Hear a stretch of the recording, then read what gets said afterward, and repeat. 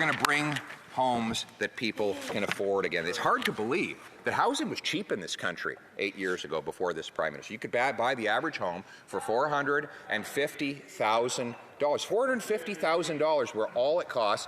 The average mortgage payment was a reasonable $1,400. The average rent for a two-bedroom apartment in Canada's 10 biggest cities was $1,100. What is it now?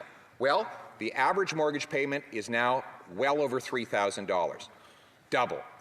The average down payment required for a minimum down payment of 5%, $45,000. It has doubled. And the average rent is now $2,200, also doubled. Now, why is this happening? Well, there's two obvious reasons.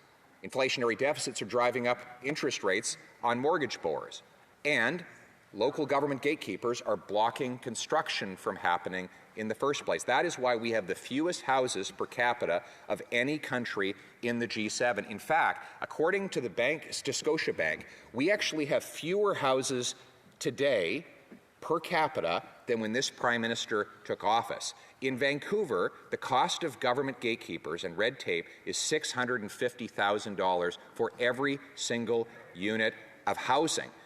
We're not building anything because we're ranked 64th in the world for the time it takes to get a building permit. If you can't build houses, you can't house people. They want to bring in 500,000 people every single year, and they have no idea where they're going to put them all. They are setting us up for a massive financial and social catastrophe over the next 2 years as people have nowhere to live and nowhere to go, and we are going to see a massive breakdown in our communities as a result of this policy. Luckily, we can get the gatekeepers out of the way, and you know who showed us how? The First Nations people in Vancouver.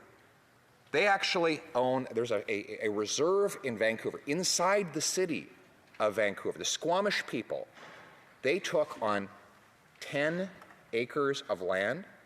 They're building 6,000 units of housing. That is 600 units per acre. Now, the reason they're able to do it is because they don't have to follow the rules of the city of Vancouver.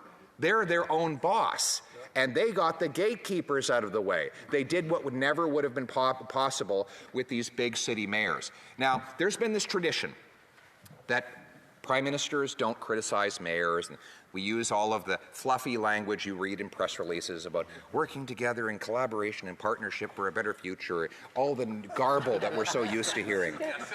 You're right, you better believe a big change is coming, because I was accused by the Prime Minister that I would be fighting with the mayors.